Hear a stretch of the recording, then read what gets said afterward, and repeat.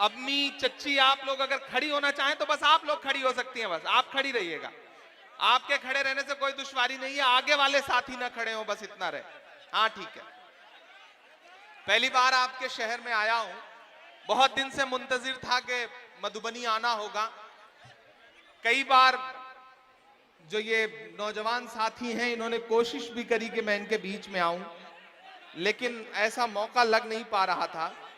मैं तुल्ला खान, परवेज हसन दानिश, मजहर कमाल, असद रशीद, अमानुल्लाह खान साहब, मुंशी जी, असलम अंसारी, फहीम बकर मूसा, आदिल, इन सारे लोगों का बहुत शुक्रिया अदा करूंगा कि उन्होंने इतनी खूबसूरत सी महफिल यहाँ पे सजा के रखी है इस आंदोलन के खिलाफ। मैं पहली बार आपके बीच में आया हूँ, 4 मिसरों से अपनी बात की शुरुआत करता हूँ। मुझे पता है आप बहुत बड़ी तादाद में हैं, भाईजान आप भी इधर ही आ जाओ, आपकी वजह से बहुत लोगों को दिखाई नहीं पड़ रहा है, तो यहाँ से लाइव कर लीजिए अगर आ सके तो। आप आ जाइए, इधर आ जाइए और डाइस पे अब लोग बैठ जाएं। भाई बार बार इधर आके फोटो खिंचवाते हैं आप तो दिक्कत होती है। मैं बाद में कोशिश करूंगा कि आधे घंटे आपके साथ खड़े होकर फोटो खिंचवा लूं तो फिर बेहतर रहेगा, लेकिन पहले अभी आवाम और मेरे दरमियान में कोई बीच में ना आए तो बेहतर रहेगा। कि जुल्मतों पर चराग भारी है, जुल्मतों पर। माइक वाले भाई सब कहाँ हैं? थोड़ा सा इसका इको बढ़ा दीजिएगा, थोड़ा सा। कि जुल्मतों पर चराग भारी है, मेरे सीने की आग भारी है, मेरे सीने की आग भारी है।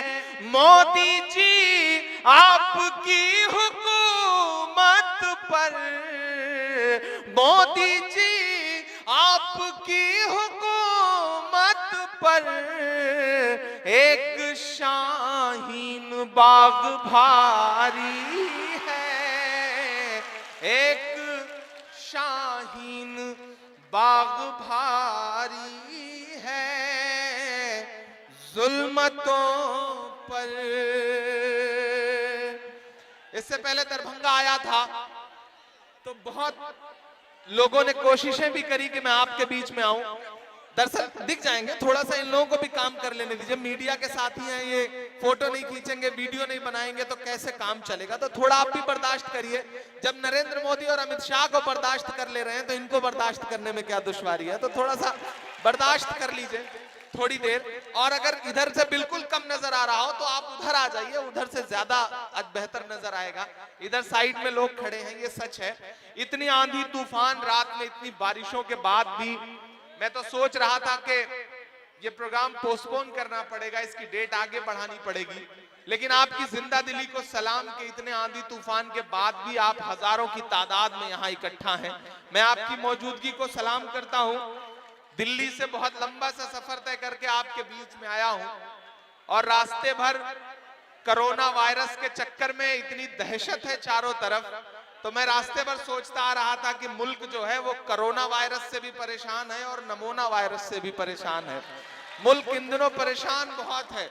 मैं 4 मिसरे और पढ़ता हूं। अक्सर लोग मुझसे कह रहे हैं कि इमरान साहब पिछले 2.5 महीने से, भाई वॉलंटियर से स्टेज पर जो आ गए हैं उनकी जिम्मेदारियां ज्यादा होती हैं। आप ये मत समझें कि ये जो नीचे जमीन पे 4 फीट लोग बैठे हैं ये आप इनसे ज्यादा मोतबर हैं, ये आपसे ज्यादा मोतबर लोग हैं, लेकिन ये सुकून से बैठे हुए हैं। तो आप सबकी भी जिम्मेदारी बनती है कि आप स्टेज के मेयार का ख्याल रखें। बाद में फोटो खिंचवा लीजिएगा, अच्छा नहीं लगता, बाद में सारे लोगों के साथ में गुफ्तगू कर लूंगा। देखिए, मुझे जो सबसे ज्यादा खुशी हो रही है वह इस बात की है कि यहाँ हजारों की तादाद में माएं बहनें मौजूद हैं। ऐसा अमूमन कम देखने को मिलता है। मेरी माओ बहनों, आपकी मौजूदगी को सलाम। जितने भी मर्द हजरात यहाँ इकट्ठा हैं, एक बार हाथ उठा करके इनके लिए ताली बजाएं, इनके हौसले के लिए ताली बजाएं, क्योंकि ये मेरी माएं बहनें हैं जिन्होंने पिछले 75 दिन से 80 दिन से मोर्चा संभाल रखा है। और ऐसा मोर्चा संभाल रखा है कि हुकूमत डरी हुई है। डरी हुई इतना है, खिसियाहट इतना है कि उत्तर प्रदेश के मुख्यमंत्री योगी आदित्यनाथ कहते हैं कि लोगों ने अपनी औरतों को सड़क पे बिठा दिया है और अब खुद रजाई में सो रहे हैं। दरअसल उनकी खिसियाहट इसलिए है कि जिन मुस्लिम औरतों को वो दकियानूस समझते थे, जिन मुस्लिम औरतों को समझते थे कि वो सिर्फ हिजाब और दुपट्टा और बुर्का पहन के घरों में बैठती हैं, उन्हीं मुस्लिम औरतों ने अपने बुर्के को, अपने हिजाब को, अपने दुपट्टे को परचम बनाया है और वो सड़कों पर निकल आई हैं। हुकूमतें डर गई हैं। मैं सलाम करता हूं आपको, मैं सलाम करता हूं मेरी माओ बहनों, मैं आज मधुबनी आपको सलाम करने के लिए आया हूं। मैं जानता हूं ये लड़ाई सिर्फ और सिर्फ आप लड़ रही हैं, हम नहीं लड़ रहे हैं। स्टेज पर बैठे हुए लोग नहीं लड़ रहे हैं, इस मुल्क के मर्द हजरात नहीं लड़ रहे हैं, इस मुल्क की महिलाएं इस जालिम हुकूमत के खिलाफ लड़ रही हैं। हुकूमत इसीलिए परेशान है। मैं अपनी आंखों से उत्तर प्रदेश में 19 लाशें और दिल्ली में 53 लाशें देख करके आया हूं। मैं लहू लहू मंजर देख करके आया हूं। मैं न जाने कितने जले हुए घर देख करके आया हूं। पहली बार उन दंगों के बाद हिम्मत जुटाई है कि कहीं जा करके आपसे गुफ्तगू कर सकूं, क्योंकि अब हुकूमत इतनी जालिम है कि उसने इतने जुल्म सितम और इतनी बर्बरता और इतनी साजिशों के साथ इस आंदोलन को कुचलने की हिम्मत दिखाई है कि शायद ही हिंदुस्तान की तारीख में ऐसा कोई मंजर हो। लोग हमसे कह रहे हैं कि इमरान साहब हुकूमत बड़े जुल्म सितम कर रही है, आप कैसे जीतेंगे इस लड़ाई को, कैसे जीत पाएंगे इस जालिम हुकूमत को।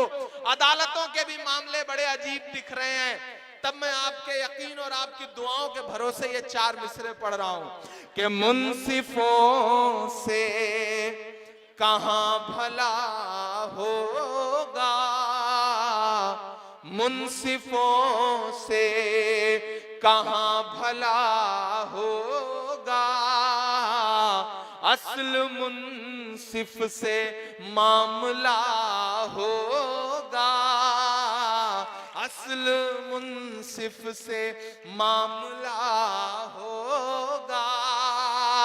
हमने रब की रजा पे छोड़ा है। मेरे यकीन के लिए आपका हाथ उठेगा अगले मिसरे पे कि हमने रब की रजा पे छोड़ा है, उस अदालत में फैसला होगा, उस अदालत में फैसला होगा। और आंसू गैस के गोले, गोलियां, धुआं, आग, लाठियां, इन सब के बीच में पूरे यकीन से ये मिसरे पढ़ता हूं कि मुझसे मेरे होने की पहचान नहीं ले सकते हो, मुझसे मेरे होने की पहचान नहीं ले सकते हो, जब तक रब ना चाहे मेरी जान नहीं ले सकते हो, जब तक रब ना चाहे मेरी जान नहीं ले सकते हो।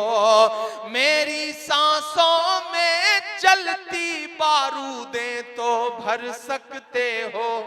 पहुंचाना अगले मिसरे को दिल्ली तक कि मेरी सांसों में चलती बारूदें तो भर सकते हो, लेकिन तुम मुझसे मेरा ईमान नहीं ले सकते हो, लेकिन तुम मुझसे मेरा ईमान नहीं ले सकते हो।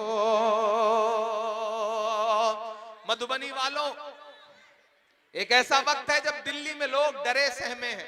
इधर जो मेरी माएं बहनें बैठी हैं, मैं आपसे एक गुजारिश कर लूं कि आप इधर देखें, आप दूसरी तरफ ना देखें।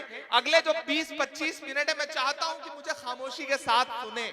मैं तकरीबन 1000 किलोमीटर से ज्यादा का सफर तय करके आपके बीच में सिर्फ आपसे थोड़ी गुफ्तगू करने आया, थोड़ी बातचीत करने आया, तो थोड़ा संजीदगी मुझे माओ बहनों की तरफ से मिले। मैं आपके बेटे की तरह हूं, मैं आपके भाई की तरह हूं, मैं आपसे कुछ बहुत जरूरी गुफ्तगू करना चाहता हूं। कभी डॉक्टर उदय प्रताप ने कहा कि न तेरा है न मेरा है ये हिंदुस्तान सबका है, न तेरा है न मेरा है ये हिंदुस्तान सबका है। नहीं समझी गई ये बात तो नुकसान सबका है, जो इसमें मिल गई नदियां वो दिखलाई नहीं देती।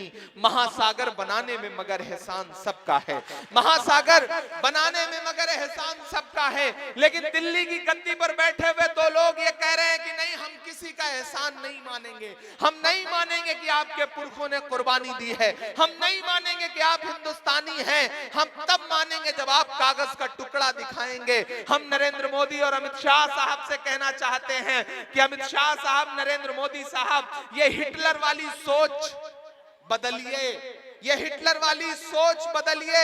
अगर आपको ये लगता है कि आपकी गोलियों से, आपकी गालियों से, आपकी धमकियों से, आपके आंसू गैस के गोलों से हम डर जाएंगे तो आप गलतफहमी के शिकार हैं।